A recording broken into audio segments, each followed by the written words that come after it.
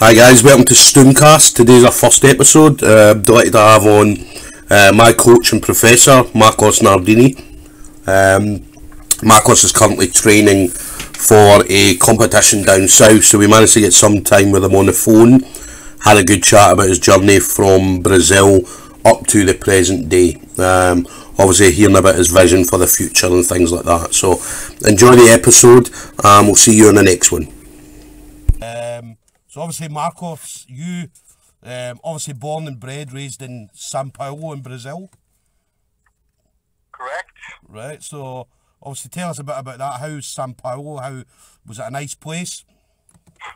I'm actually I'm from just outside São Paulo. I don't really say São Paulo because São Paulo is the biggest city. You know what I mean? Like people know São Paulo, but I was born in, you know what I mean, and I lived in a place maybe 2.5 hours away from São Paulo.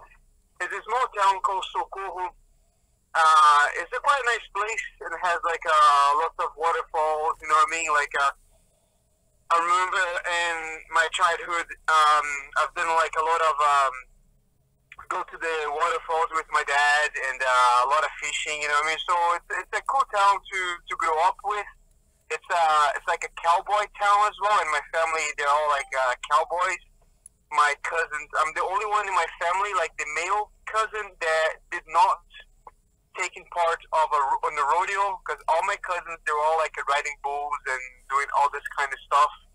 And then I was like skateboarding, so I don't know if I was, you know what I mean, if my family was like, what's going on with this kid, you know what I mean, because everybody was into rodeos and things like that, except me, obviously. Yeah. It was a cool place to grow up, you know what I mean? But obviously, once I became a little bit older, I thought, you know what I mean, it wasn't enough, and I wanted more, and that's why I kind of left. And then I moved to the States. So so obviously we know about you in Boulder, obviously with Amal and so on. So was it Boulder you moved to first, or did you go somewhere else first? No. When I moved to America, I was a blue belt in Jiu-Jitsu. I started Jiu-Jitsu in my hometown under Professor Marcel Yuji. He comes from like Carson Gracie's, you know what I mean, like club, you know what I mean. And when I moved to America, I was a blue belt, and I previously moved to Orlando because I wanted to do the Pan American. And at that time, like I wanted to move and stay with my cousin, but he was in Brazil at that time, so I could not just move and stay with him. So he was living in Denver as well. So what I did was to come to America maybe a month before and do the Pan American, which was quite cool. It was the first time I ever done a big competition, and also was the first time I've seen like a professional athletes in sports, you know what I mean? Like I remember watching Fábio Gurgel fighting Margarida, which, you know, I mean, Fábio Gurgel, for whoever doesn't know, he's a legend in the sport. He's actually Marcelo Garcia's coach. Yeah. You know what I mean? So we can see what kind, you know what I mean, coach he is, you know, creating people like Marcelo Garcia and a few others too. He's from Malaya, I think. Yeah, from Malaya. So anyways, you know what I mean? So that was the first time I was actually in big tournaments, you know what I mean? So the first place I lived in the States was Florida. But I didn't stay in Florida for very long. Everybody in Florida, like, there's a lot of Brazilian. There's a big Brazilian community in Florida, and people from like Central America, they speak Spanish. A lot of Cubans as well. So there was no need for me to learn English because anywhere I went, there was people speaking Portuguese or Spanish. Spanish is quite easy to understand if you speak Portuguese. So in 8 months there, I remember speaking to my dad. I used to phone home quite regularly, and my dad was like, "So, how's your English?" You know, it's like, You know what I mean? Don't know. Yeah, yeah. Don't speak any, you know what I mean? So, but when I lived in Florida, I done the Pan American there, which unfortunately I did not win. You know what I mean? But I didn't train much jiu-jitsu in Florida. I was in Florida for 8 months, and I didn't train jiu-jitsu at all. There was actually I managed to meet a couple guys from Brazil. Like I said, there was a lot of Brazilian there that did do jiu-jitsu, but in 8 months, I probably rolled maybe like 3 times, which is not enough.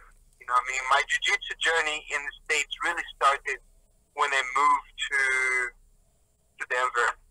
You know what I mean? Because that's when my cousin came back from Brazil, because he still lived in the States, and I went to live with him. So when he moved back, you know, he came back from holiday, and he went back to Denver. That's when he migrated from Florida to Denver.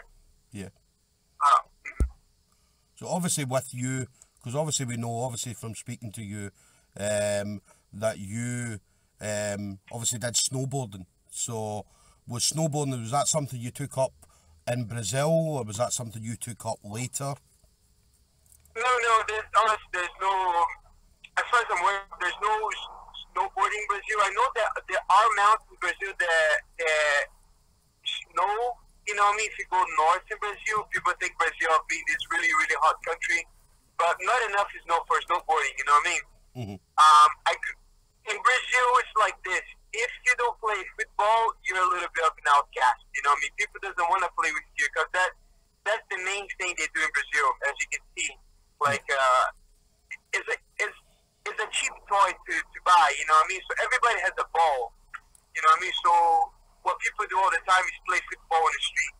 Yeah. And if you're no good, they don't want you in their team. And and I wasn't really good.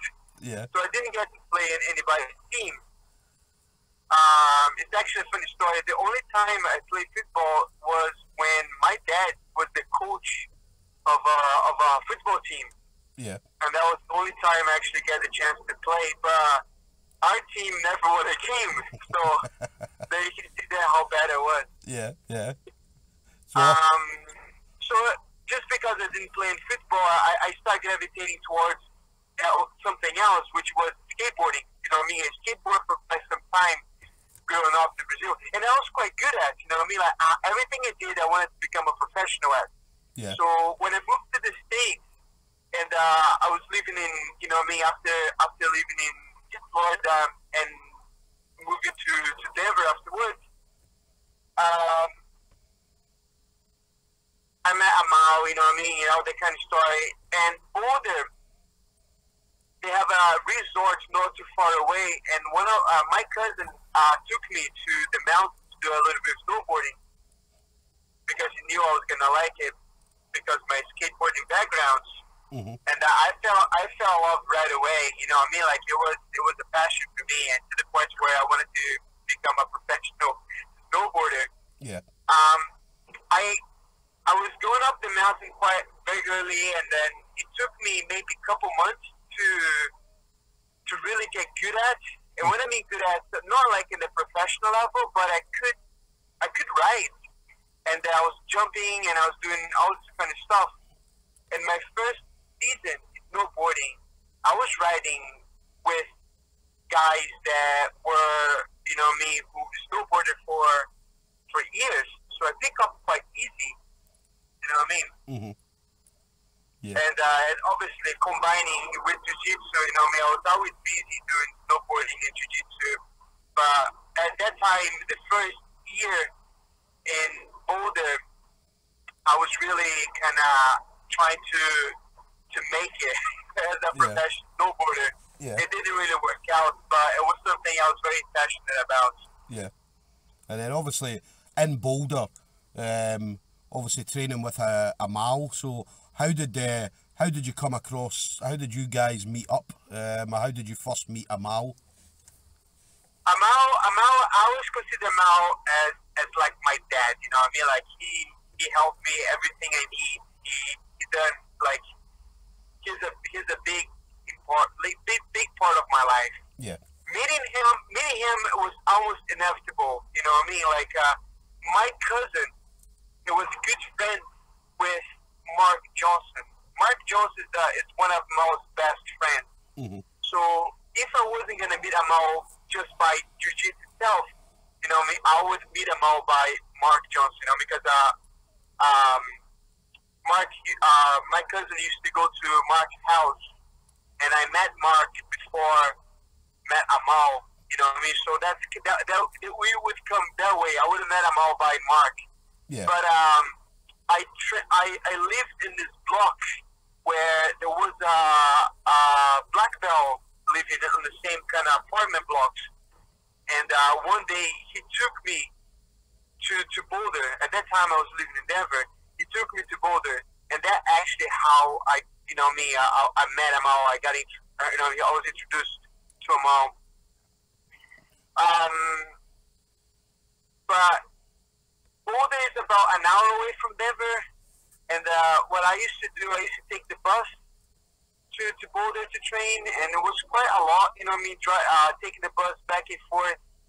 And one day, Mao, after a few months training, you know what I mean, Mao, he lived in Brazil for quite some time, you know what I mean, so when he saw me, this lost boy, Brazilian, had no clue how to speak English, you know what I mean, I think he kind of took me under his wing, you know what I mean, like he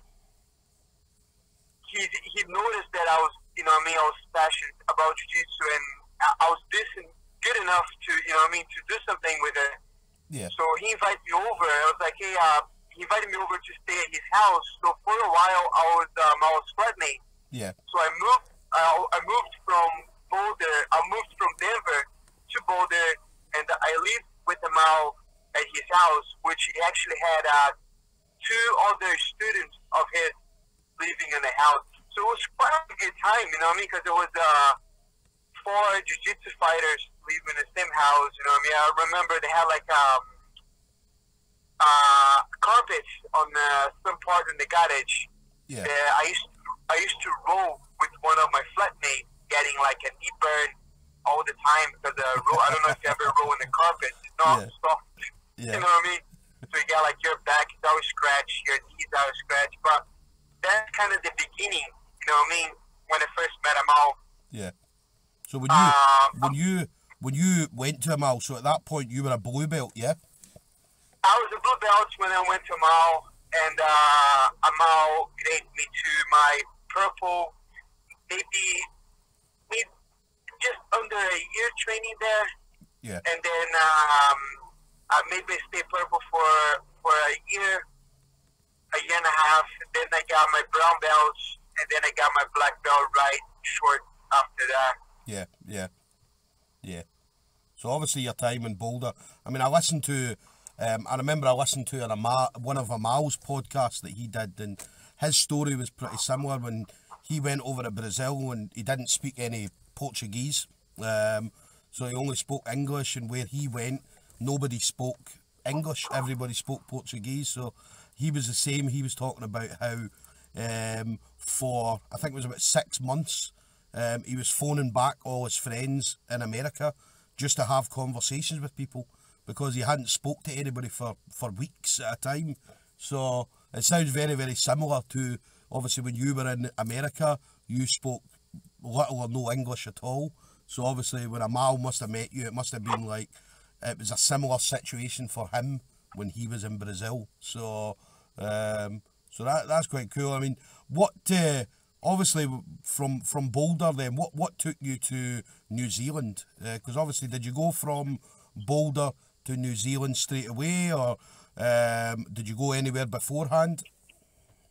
No.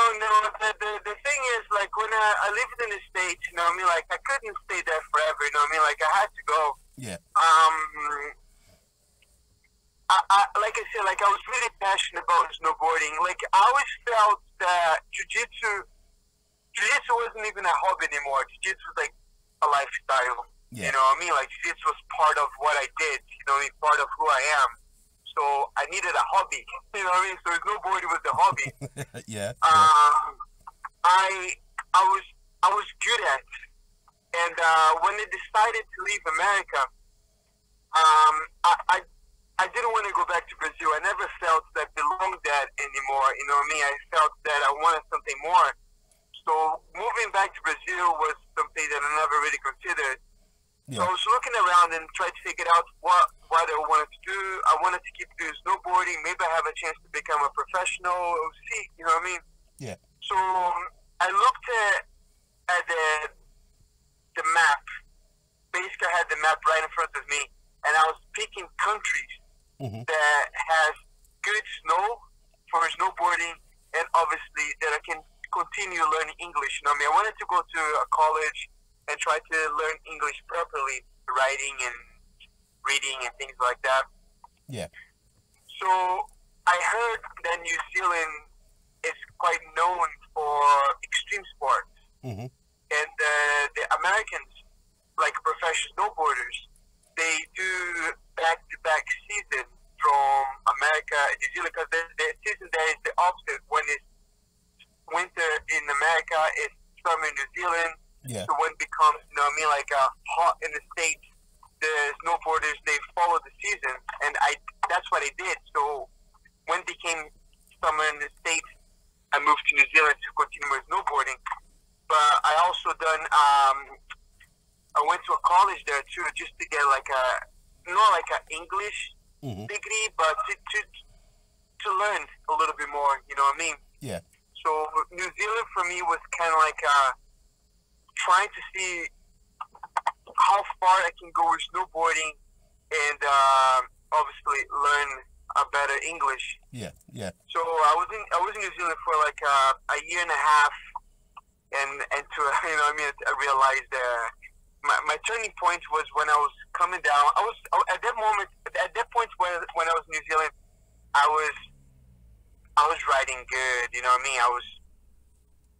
I was side by side with professionals. You know what I mean? Obviously, professionals they were like going way bigger than me. They're doing, but I always thought that I could as good as them. Yeah. But my turning point was when I was riding with this kid, because I met a lot of people at the resort, and this kid was probably maybe, I would say maybe 11 years old. He was small. He was tiny. You know what I mean? He could see he was like 11, 12. And the trick that kid was doing, I just could not believe it. I was just like, Jesus Christ, this kid is really, really good. Yeah. At that point, I was like 25, coming to 26, and I was just like, man, there's no way I'm gonna make as a professional snowboarder. And when you go big and you make a mistake, you fall big, and when you fall big, it hurts. Yeah. You know what I mean? Yeah. The biggest crash I had, it was when I was in the States and I was doing this jump and tried to do a rotation, and I missed the rotation, and I landed. It was a very icy day, so I landed on my stomach, and I went to I was really sore, but I didn't really mind. You know what I mean? I just kept snowboarding because I was having fun. But I was going up in the chairlift, and then I was coming back down. I was like, man, this is really sore. I want to take a little bit of a break, see if the pain goes away. Yeah. I took a break. I went to the toilet. I had the goggles on, and then I was doing a pee. And I was like, man, that pee is really dark, so I might be dehydrated. Sometimes when you dehydrate, your pee is quite darker color. Yeah. So I took the goggles off. I was peeing like red blood, and I was just like, oh my God. I have to go to, you know what I mean, ENA and try to see what's happening here. So I went to the medics there, and they didn't want me to leave. Just like, man, you lie down. We're gonna phone an ambulance. Yeah. And you need to go to the hospital now. And man, like I would say, not short after, my stomach was agony, and I was, last thing I knew, I was in the ambulance going down from the mountain to the hospital back to Boulder, and they had to give me morphine because it was too much pain. You know what I mean? So that's what I mean. You know what I mean? Like when you get good and you do big jumps, when you fall big, and sometimes you know what I mean, it's sore. Yeah, yeah. So obviously then, I mean, you came to Scotland. So obviously we know we know obviously from Scotland onwards. So obviously coming to Scotland, you came over, and I think if I'm right, were you the only black belt in Scotland at that time, or was there another one black belt? Because I think you came over, what, 2008? Yeah. So Yeah. with that, so Yeah. were you the first black belt, or were you the only black belt here at the time? No. See, I think I don't remember if it was 2008 or 2007 I came, but when I came, where it was me obviously, and Rick Young was the second black belt here. Yeah. But Rick Young was in Edinburgh. I went to visit him when I arrived, but it was when my friend Broly Steamer was doing a seminar there. But I didn't really train with Rick Young that much because we're too far away from me. Yeah. It was just both of us. Yes. Yeah. So obviously you've come to Scotland. Obviously you obviously started. So where did you start when you came over Scotland? Where did you start training? Well, obviously, like coaching was never part of the plan. You know what I mean? Like I was still very raw, new black belt. You know what I mean? Like when I was in New Zealand, like I got my black belt after I left the state, just before leaving the States. Yeah. And then I moved right away to New Zealand, and I was kind of trying to do my snowboarding thing there. So I didn't really train much in New Zealand.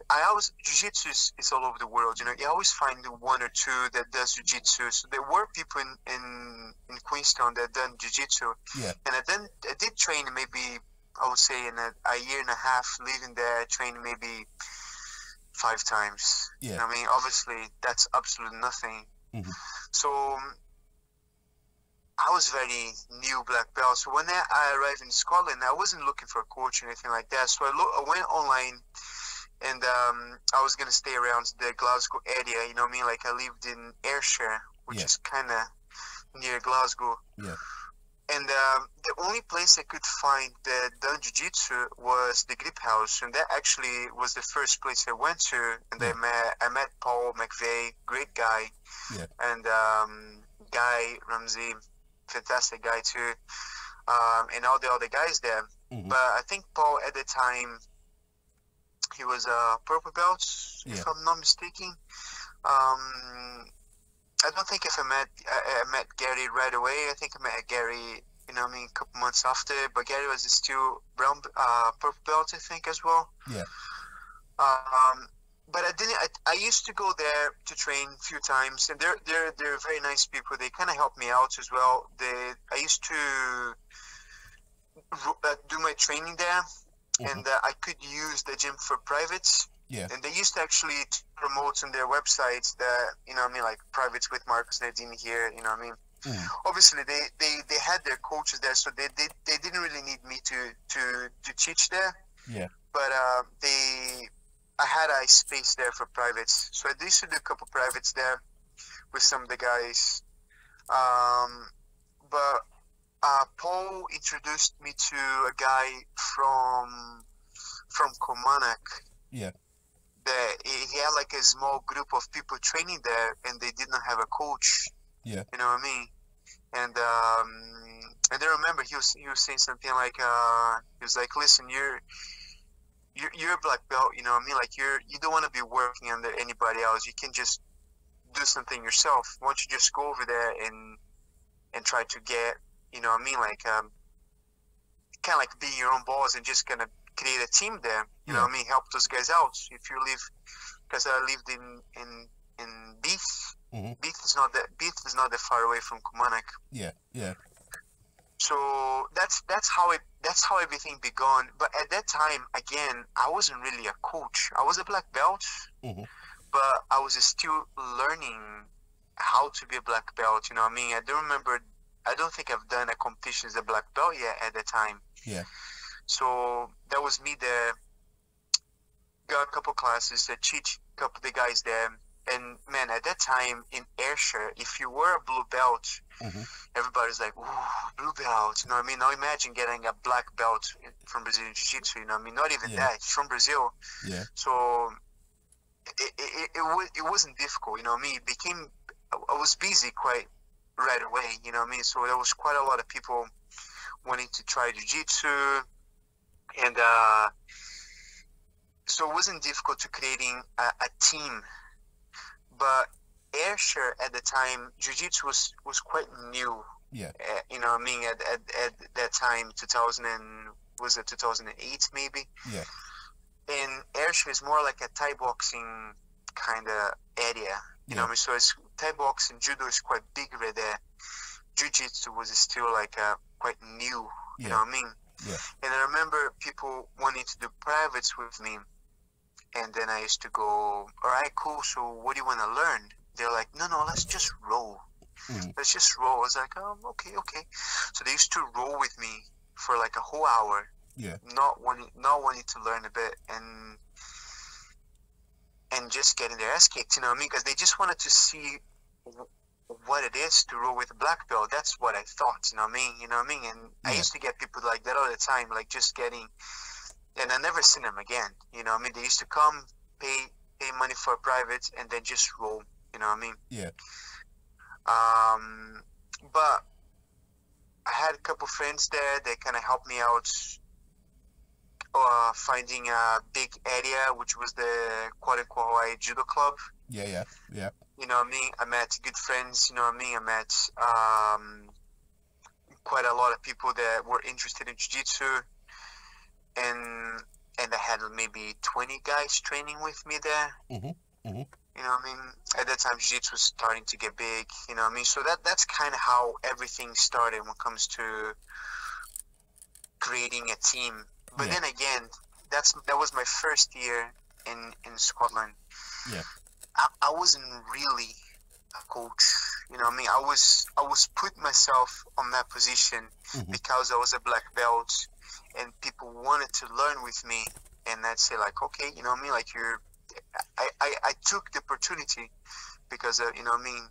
It was rare, you know what I mean? You know, having a black belt there, but at that time I wasn't a coach, you know what I mean? So it was challenging in the beginning, you know what I mean? Trying to kind of tell people technique, you know what I mean? Like you on the beginning you kind of have you do have the kind of ego where, well, I'm black belt. I'm from Brazil. I have to show them that they cannot beat me. So everybody that tried to train with me, you know what I mean? I was just being very rough. I was just kind of, look, this is how you do it. You know what I mean? Because it's almost like fighting for your life. You know what I mean? And I wasn't sure if that wasn't the right strategy. So then you see that you do see that in the team now, because obviously you've got guys that you train with like Joke Love. I mean, Joke, whenever you get a roll with Joke, it's always a hard roll. And the same with some of the other boys as well. I mean, John Nicholson, it's a hard roll with John. So all these guys that especially Joke coming up with you. So every roll with Joke's always a battle. So, and again, that's obviously something that you must have learned from you. Obviously, go hard. It's that go hard or go home thing. So, so with the gym, obviously the gym in Kilmarnock, where it is now, when did you move to that gym? When did you set that up? After we had like a few amount of students in at the judo hall, Koneko Hawaii. Yeah. I wanted to keep pushing forward because I saw the interest in, and I noticed that quite a few students at the time wanted to compete, and we only hired the place for 2 hours. I think it was 2 hours a night, but only 2 days a week. So it wasn't enough. Yeah. So once I kind of figured out I had enough money to open my own place, I looked for a unit, which took quite some time to find one. But once I found one, the one that we are just now, for the amount of students I had, I could afford. I wasn't gonna make enough profit, but I could afford it to open up, pay the bills, and hope to get more students. You know what I mean? To make a living of it. You know what I mean? So that's how, you know what I mean, like I've managed to find. But like I said, I didn't have much money, so I had to go through, create a business, you know what I mean, go through all the trying to get funds and things like that. Yeah. And I remember the first thing I bought was the mats, you know what I mean, obviously but that was it. I only had money to buy mats. Yeah. There was no paddings on the wall. There was nothing, just mats, you know what I mean? So every month, you know what I mean, I had a little bit of money, and then I bought something else for the gym, and then next month I had a little bit more of money, I bought something else. So the gym was kind of slowly taking shape, but I could not afford to produce a gym right away. You know what I mean? I only had money to do a bit at a time. Yeah. You know what I mean? It took me about maybe like a year to kind of get everything matted, paddings on the wall, maybe some signs, you know what I mean? But it was a tough year making absolute no money. Everything I made I was putting back on the gym. Yeah. That's very similar to what I've seen you, especially when you opened up Glasgow. I mean, when you come into Glasgow, you obviously got the mats, then the padding on the wall, and then every month or whatever, you were adding in things like the weights equipment, then the exercise bike, then you had the rowing machine, so then you built the desk, and as I said, everything was a process. So that's something I've seen obviously in Glasgow. So it's good to hear that you did the same thing in Kilmarnock, where you were just building and building and building. So that's fantastic. Now, how did you, obviously being in being in Kilmarnock, you obviously had that gym. So when did you meet up with the Esteemers? So obviously Braulio and Victor and all that. How did that come about? Well, Braulio's friends with Amal, and I met Braulio through Amal. He used to come to Boulder to the seminars. Yeah. I met him when he was a brown belt, and he had a really good, very amazing career as jiu-jitsu, as everybody knows. But when I met him, he won the Pan Ams on that year as a brown belt, and I think he had 5 fights, and all those 5 fights recorded together and put it together, it would be maybe a minute and a half.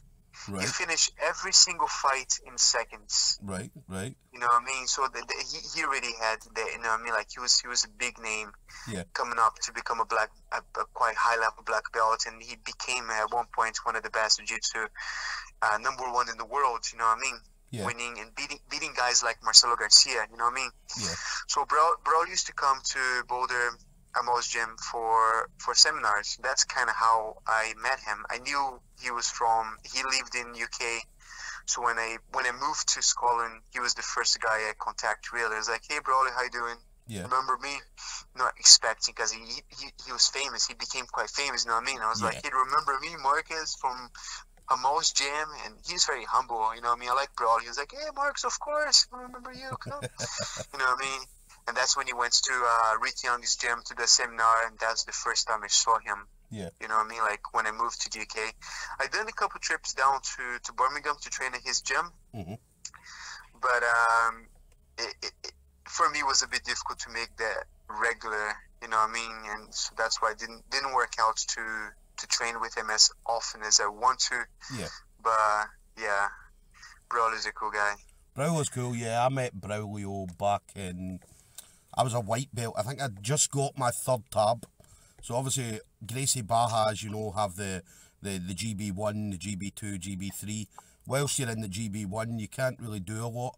But then once you get your your 3rd tab, you're then able to roll with people. So I remember going to Birmingham, training at Braulio's. Now, at the time he had his black belt at that time that trained was a guy called Norbert.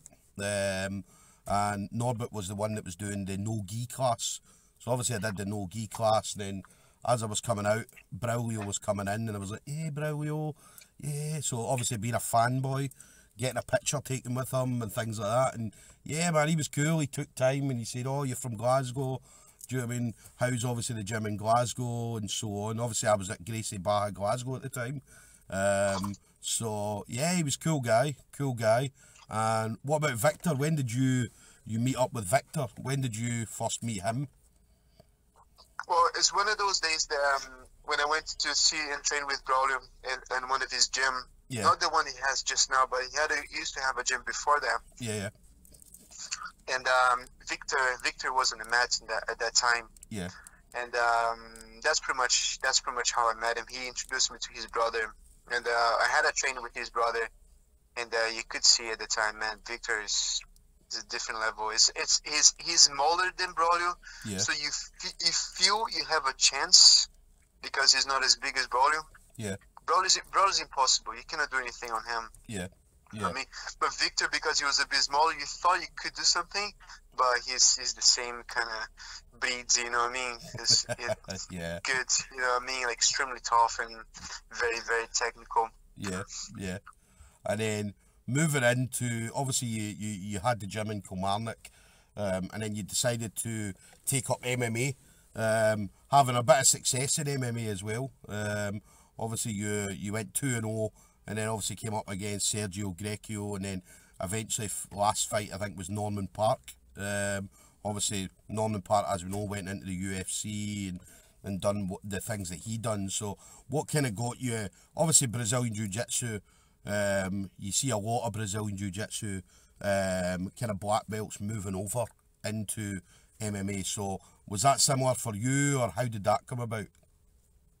I think it would happen eventually, you know what I mean? Like any black belt that likes to compete, you know what I mean? I think it should at one point do an MMA fight just to see it. You know, we don't have to take a career if you don't want it, but because that's how we got into the sport anyways, you know what I mean? Like a lot of us were like watching Grace Challenge, or maybe got into jiu-jitsu by watching Royce Gracie, you know what I mean? Yeah. So at one point, I think every black belt, if you like competing, should you know what I mean, do an MMA fight just to see how it is. Yeah. But for me, I used to have, like I said, like Kilmarnock it's more like a Thai boxing area, and obviously Glasgow, there wasn't like a jiu-jitsu club in Glasgow, you know what I mean? Like, MMA came first in Scotland. Yeah. And most of the guys used to come and wanted to train with me was because they wanted to do MMA. And we did have MMA at the gym in Kilmarnock at one point. Yeah.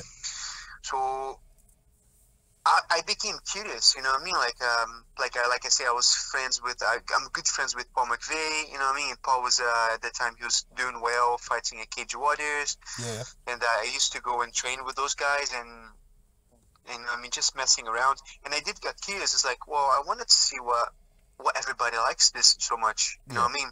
Yeah.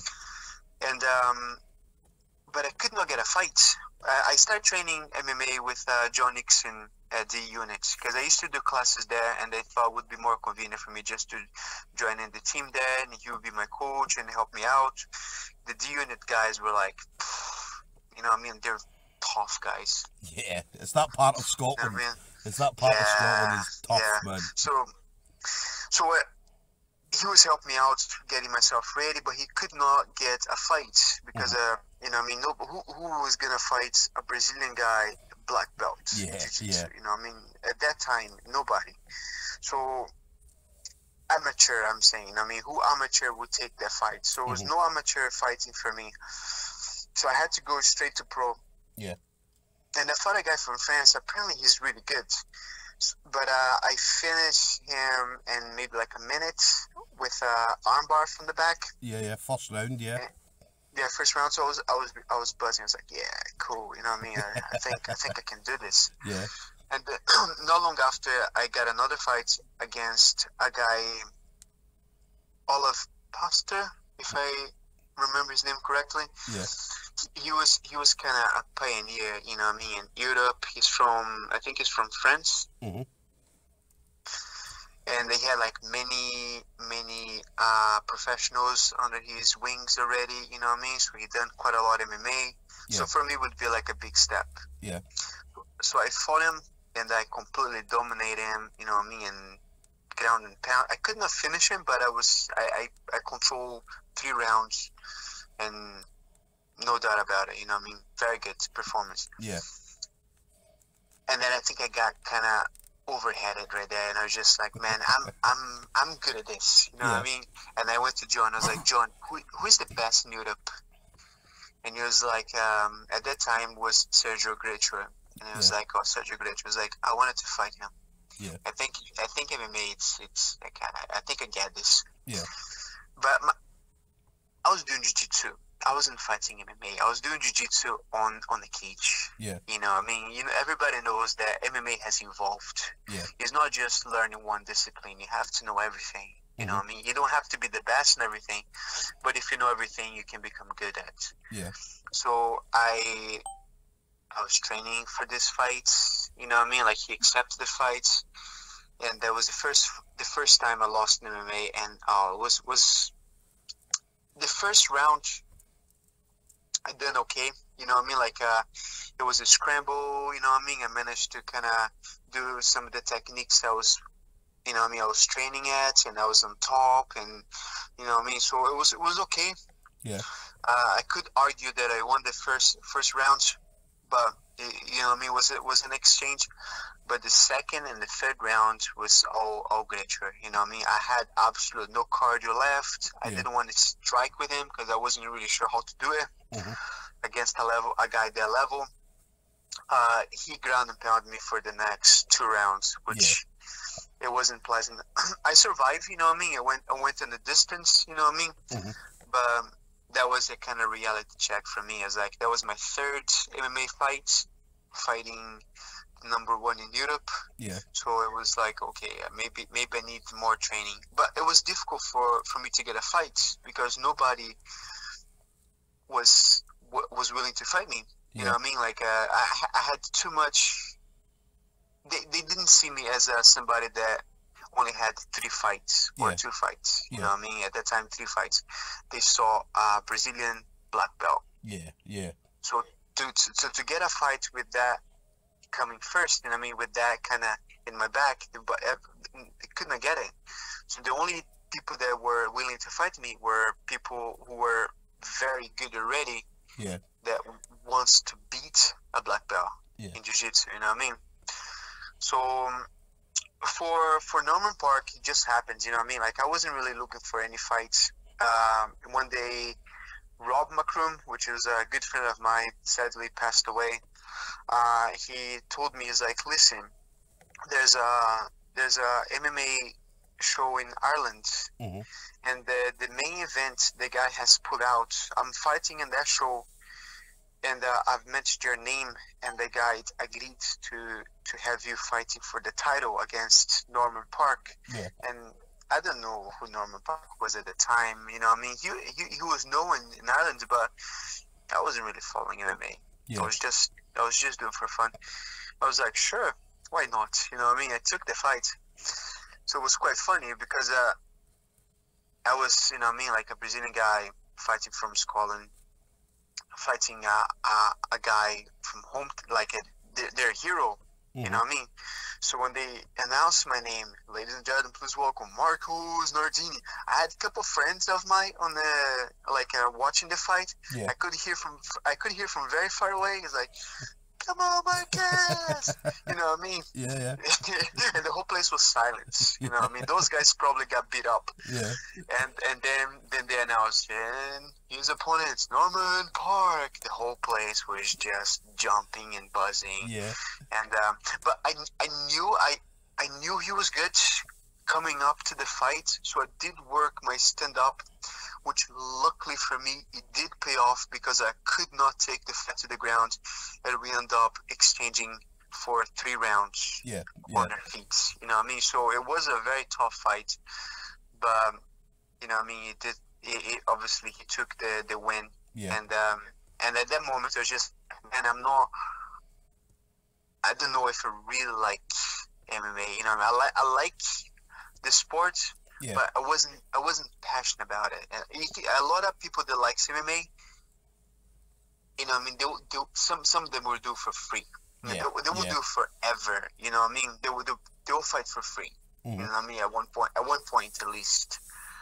For me, I was about how much. Yeah. Yeah. How much you gonna pay me for fight? So it wasn't really a passion. Jiu-jitsu, like I spent like, man, hundreds of pounds in competition. Yeah. You know what I mean? Yeah. And I get a medal. Yeah. I don't get anything back financially. You know what I mean? Like I spend like a lot of money competing, and I do it because I love the sport. Yeah.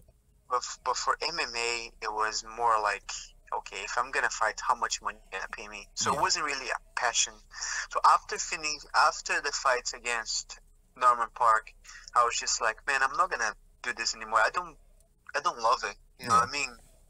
So I'm gonna just focus more on my jiu-jitsu. Yeah. And obviously So that was the last fight. You know what I mean? Yeah, I mean, your jiu-jitsu, I mean, obviously, some of the things that you've won, obviously we see whenever we come into the gym, we see obviously some of the medals you've got on the wall, obviously European medals, obviously the most recent ones, Berlin, Munich, London, obviously the ADCC, the European trials last year, and obviously a number of medals. I mean, obviously we can see them every day when we come in, trophies and stuff like that. So, so obviously for you, the big one was the Europeans. So was that 2014? So obviously obviously you went to the Euros. How did you feel? Obviously European champion at that point. That's a quite cool time for me because I always wanted to do the Europeans. Yeah. But I could never afford it. Mm-hmm. So it was 2 years. I was like, I'm gonna do this year. I'm gonna do this year. And then comes to December, January, didn't have the money. Then I was like, I'll do next year. I'll save money. Yeah. The following year came, and I was like, I wanted to do it, and never happened. You know what I mean? Because I couldn't afford it. Yeah. So I met a guy. He used to train with me, and he knew this man. Like it's like a businessman. Yeah, yeah. And he said like, oh, Colin, he runs like a personal training kind of company. Mm-hmm. You might help you. You know what I mean? Funding you for the Europeans if you want me to speak to him. I was like, oh no, please do it. You know what I mean? I really want to fight the European. Yeah. So he introduced me to this guy. His name is Colin. I don't remember his last. I don't remember his last name. Yeah. His first name is Colin. He introduced me to him, and I remember I was in the Costa Coffee having a meeting with him. You know what I mean? And I was so passionate about it. I was like, oh, listen, I really, really, really wanted to fight the Europeans. Like, it's been a dream of mine for many years. Mm-hmm. I could never do it because I cannot afford it. You know what I mean? Yeah. And I think he kind of saw the passion that I was, you know what I mean, regardless to wanted to do the Europeans and how much I love the sport. Yeah. You know what I mean?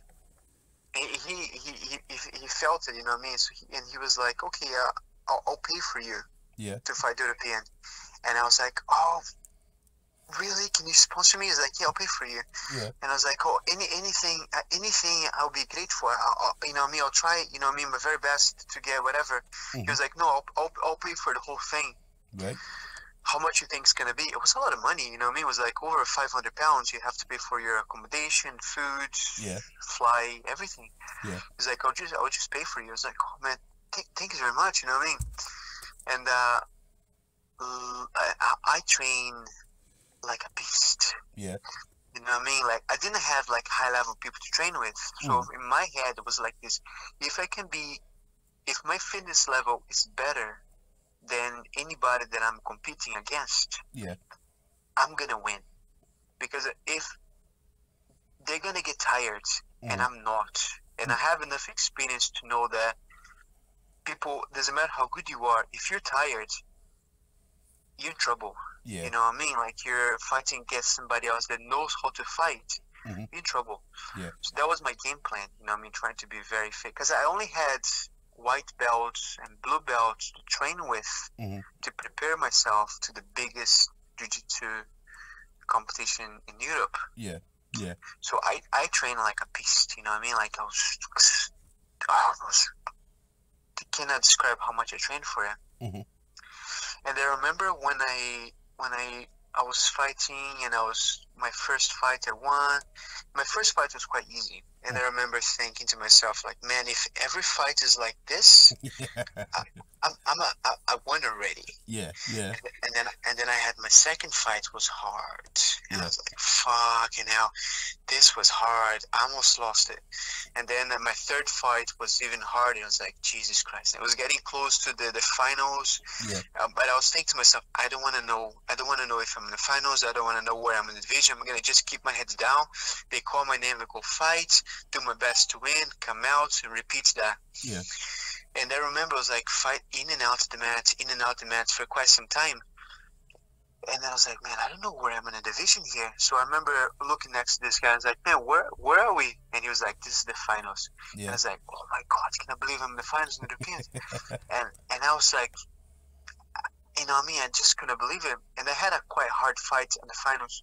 And then I remember when the referee raised my hand, and I thought to myself, oh, can I believe it? I'm a European champion. Yeah, yeah. And I went to Portugal by myself, so I didn't have anybody there really to help me out with corner and anything like that. Yeah. But I was in there, so that wasn't really a problem. But in my head, it was like, man, there was nobody to hug because I was so happy. Yeah. That I became a European champion. I was looking around to celebrate, and there was nobody there, you know what I mean? So I kept in, you know what I mean? It was like, yeah. So I was walking, you know what I mean, on the place, and I saw Victor Steamer. Yeah. Victor looked at me, he was like, oh, how did you get on? I was like, I won, but I couldn't hug anybody. He was like, oh, you can't hug me. So I gave him a hug. You know what I mean? Like, congratulations. Like, at that time, I was fighting under Gracie Barra. Yeah. So it was quite cool. It was a good moment. Yeah, yeah.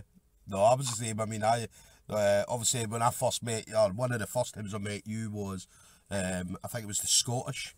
I think it was 2015. And then I met you again at the, was it the British 2016? And I remember walking up with you. There was me, you, and one of the boys that was with me, and we were just chatting away. And at that time, obviously, I was Gracie Baja, and you were like, yeah, listen, if you ever want to train, come over. And obviously, like, GB Glasgow had rules that you couldn't go and train with anybody else. So obviously, when I remember when I left GB, we kind of sat there and thought, well, where are we going? And obviously, your name was obviously the first one out of my mouth. And the reason for that, again, when you speak to anybody in Scotland, and this was the thing that always kind of that always got me. Whenever you mentioned your name in Scotland, you were like one of the most respected guys in Scotland. Everybody liked you. Everybody wanted to train with you, or anybody that had trained with you were like, oh yeah, Marcos is fantastic. Very laid back in regards to teaching and things like that. So that's what I always found. So it was great for me to eventually come over and train with you. So obviously for you, you were under Amal Easton. Amal was your coach, and now you're under Marco Cana under a Fight Zone. So how did that come about? How did you guys first come together? Well, I met Marco via one of my good friends, Thiago. Yeah. Thiago is a friend of mine. He has a gym in Berwick up in Tweed. Yeah. He was going to train one day at Fight Zone. He invited me over, so I went with him. But I just visited him once, and I met Mark. Mark's extremely nice guy. Yeah. And you know what I mean. But that was the one moment I went to train with him. You know what I mean. But I never thought, you know what I mean, like, okay, I'm gonna start training at this gym. You know what I mean? Because I thought I was doing okay. I thought I was like, okay. But one of the things you kind of learn in anything you do, especially martial arts, you know what I mean, that you never know everything. You always room to improve. You know what I mean? Yeah. And you can never notice that if you're doing well. You know what I mean? If you're doing well, you feel like there's nothing to change. So I was competing as I normally compete, do a medal every time I compete, you know what I mean? So I was feeling like, yeah, I'm doing good here. So there's nothing to change. Yeah. There was 2 tournaments that I entered that was tough. It was really hard, and I lost. I don't normally lose first matches, you know what I mean? But those 2 were the ones that lost first matches. The first one was, I think, was the Masters one they have in Barcelona. Yeah. And I lost the one, and the other one was in Paris. But the one in Paris, they didn't have my division, so I had to fight like a higher division, adults, you know what I mean? And ended up fighting like this guy is really good. Yeah. That was the turning point. That was the point where it was just like, man, I cannot fight at high level because jiu-jitsu is evolving. People are getting much better now. Yeah. And continue training, you know what I mean, with whites and blue belts. And I do have black belts, and you know what I mean, but your students is different because your students, you kind of know most of the things they're going to do. You train with them all the time. Yeah. You know what I mean? Like I need guidance. I need somebody to tell me what to do. Yeah. You know what I mean? So I felt like I needed. And Marco Canha was the guy that kind of came in my head. It's like, man, I know Jackson Souza trains there. You know what I mean? Samantha Cooks. There's a lot of good guys training with him, and he's well known, respected coach. So right away, I phoned him after losing in Paris, and I was like, I was in Paris when I contacted him. I was like, Marco, I need help, bro. Yeah. You gotta help me out. Like I just done some competitions. I don't feel, you know what I mean, like I need help. I need somebody to be a coach. You know what I mean, to coach me properly. And then he's like, no, you're more than welcome to come in and join in the team. And he was very welcoming. And then I went to Fight Zone. And then my first training there was just like, Jesus Christ, this is like a completely different planet. You know what I mean? Like the guys there are unbelievably good. Yeah, Fight Zone. I always remember that. Anybody I spoke to about Fight Zone, they were like, if you're coming, they welcome anybody to come in and train, and they said if you come in and train, best be prepared to fight. So, and as I said, I fought a couple of guys from Fight Zone, and they were the same. They were like, anytime, Stuart, come down. But yeah, if you're coming in, we're fighting. We're definitely fighting. So, and they've proved it. I mean, you know yourself, they've got world champions, they've got European champions, British champions at all levels, from, I mean, the kids right up to obviously the black belts and things like that. So it's definitely obviously a good setup, good for you. And you've seen it. I mean, since you went there, I mean, you've went on an absolute tear, winning everything. So I think obviously you had the ADCC last year, you had the London Open, obviously you went to Germany, you won, I think it was at Munich or Berlin. I know you won both of them. And then obviously going back to the Euros this year, and you took a bronze medal in quite a stacked division as well. So you definitely see the results. And then you're bringing that and teaching us anything that you learn. You're coming obviously back to Glasgow, back to Kilmarnock and so on, and teaching us obviously these moves as well, which is great for us going forward as well. Yeah, that was the plan all along, you know what I mean? Like, obviously now I became, you know what I mean, I'm becoming like a better coach. I'm trying to kind of fix, you know what I mean, things that I did not do in the past, and trying to kind of figure out, you know what I mean, like best ways to coach, you know what I mean? So coming to a place like Fight Zone and learn with Marco and being given the opportunity to train among those guys is absolutely fantastic, you know what I mean? Like, and it's not great just for me, but like you said, you know what I mean, like I come with so many ideas how to improve the team, you know what I mean, and try to get the team with the same kind of high standards, because it's a different level, you know what I mean, over there. and that's really the plan for not just for the club in Glasgow, but for the club in Kilmarnock and all the affiliations I teach around Scotland. Yeah. So obviously for you, for anybody coming to the gyms, obviously whether it be Kilmarnock or Glasgow and so on, so how would a new person that's thinking about joining the gym, how would they contact you, or how would they contact the gym?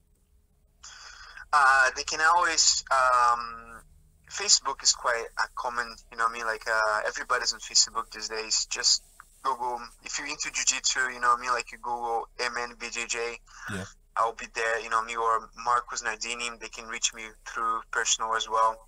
We have got our website, mnbjjglasgow.co.uk. You can get messages there. Anybody is welcome to come and try our classes, you know what I mean? Like we try our very best to welcome everybody, and we have got this thing at the gym where everything is very nice and mellow, you know what I mean? Like we try to kind of have like a good, friendly environment, you know what I mean, and make sure everybody feels welcome. Yeah, brilliant. And then what classes do you offer? So in regards to like maybe a beginner's class or advanced classes and things like that. So how are the classes set out for you? Well, one of the things that we do at the club in Glasgow is that I don't, just because I understand they have their own life, you know what I mean, they work, so I don't exclude people from not to come any class. You can come to any class you want, you know what I mean, and take part of any class. However, the classes are divided by all levels and beginners. So if you are a beginner, it's more recommended, you know what I mean, for you to do the beginners class, because that's where you're gonna learn the basic fundamentals. And we have a curriculum that we follow. It's like 8-part curriculum that once you get to part 8, go back to part 1. So the techniques are always repeating over and over again. So for a beginner, that's what they need. They need repetition. You know what I mean? They need to see the arm bar every single time. Next month you do arm bar again. The following month you do arm bar again. So you need that kind of repetition to get your muscle memory working. The all levels, we do get beginners come to all levels as well, but it's when you feel more comfortable, you know, when you understand a little bit more of techniques, then all level classes will be worth coming. But all level classes are classes that are more like things that I'm trying out, things that I've learned training with the guys at Fight Zone, things that I've learned by competing, things that I've seen online, you know, I mean, more updated techniques. And then with the obviously the last thing that I want to touch on with you now, obviously this is always one that we always think about. Now, if you weren't doing jiu-jitsu, okay, and obviously the snowboarding, you weren't doing that, what would you be doing? What would you be doing as a job? What are you trained to do? Can you do anything else other than jiu-jitsu? I would like to, if I wasn't doing jiu-jitsu wasn't really part of my life, I would like to become like a paramedic or a firefighter. You know what I mean? I remember when I had the snowboarding accident and I had to be rushed to the hospital on an ambulance. I remember, I don't know if I was high on morphine, I don't know, but I remember looking at those paramedics and I was thinking to myself, man, those guys are saving my life. You know what I mean? It must be such a great feeling saving people's life, you know what I mean? Like if you're in a position where somebody's in trouble and you're there to save them, and you know what I mean? And I was so grateful. I was so grateful, you know what I mean? So I always thought that if I wasn't doing jiu-jitsu, I would probably be like a firefighter or maybe like a paramedic and try to kind of help other people. Nice one. Well, that's what you're doing with being jiu-jitsu. They always talk about, people always say, jiu-jitsu saved my life, jiu-jitsu did this. So in a way, you're like a jiu-jitsu paramedic. Cool, yeah. Sometimes I do patch up people at the gym, you know what I mean? Give them some plasters and I've seen tapes that, around yeah. their fingers. I've seen that happen, so definitely. And then one final thing I just want to check with you, the future.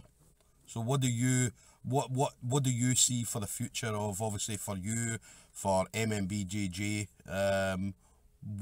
What's your plans going forward? Well, the future, it's obviously the gym is to grow, you know what I mean, to keep pushing and try to not just to have like not a better facility, but always update, you know what I mean? Like you can see, like you said in the beginning, I'm always kind of getting new machines, new weights, and try to kind of provide the best service for the students, for the members of the gym. Yeah. Obviously, my ultimate goal is get, you know what I mean? Like I would love to one day become a world champion. That's the title that is being in my heart, and it's something that every time I'm going to competition, it's like, oh, I'm preparing for the day that, you know what I mean, I have not got the opportunity to compete at the words, you know what I mean, the words just same exactly reason, you know what I mean. Sometimes family, you know what I mean, you have your other priorities, you know what I mean. But once the priority shifts to train and prepare myself to go to the worlds and compete it, then I'll make sure I'm ready for it. And not just myself, you know what I mean? Like I would love to have, you know what I mean, the opportunity to create world champions as well, you know what I mean? So such as become a world champion myself, you know what I mean? I wanted my students also to have the opportunity to, you know what I mean, chase the dreams, and if they wanted to become world champions, I wanted, you know what I mean, to be able to provide that too. Yeah. No, that's brilliant. I mean, one day we'll go to the Worlds. One day we'll go. So, and then we'll come home with the medals, Marcos. So absolutely. But listen, thanks for your time. Oh, do it, man. So that's been absolutely fantastic. Good to hear, obviously, an insight from you. I'd say it'll be good for. There's a lot of people. Everybody knows you in Scotland. Not everybody's trained with you. I'd say the ones that have. I'd say the ones that have trained with you on a regular basis, I mean, we kind of know some of the stories, some of the things, your journey and stuff like that, so it's good for obviously everybody else to kind of hear the journey, hear where you came from, and you're to getting to this point. So listen, thanks for sharing that with us. Oh, thanks, man. All right. But yeah, that's us, Marcos. So where are you at Fight Zone tomorrow? No, I'm competing over the weekend. I'm doing the Showy Roll tournament. That's right. So I'm taking the weekends just to kind of relax now. No more training for me into the day. Cool. Well, listen, I will speak to you soon anyway. Cool. I'll be keeping an eye out for Saturday. Saturday you're fighting, Saturday or Sunday? Yeah, yes. No, it's Saturday. Right, cool. All right. Well, listen, I'll speak to you soon anyway, Marcos. But listen, thanks again for doing all this. Oh, no worries, man. My pleasure. All right, bro. I'll speak to you soon, okay? Oh, cool. So take it easy, bro. Bye-bye. All right, bye-bye.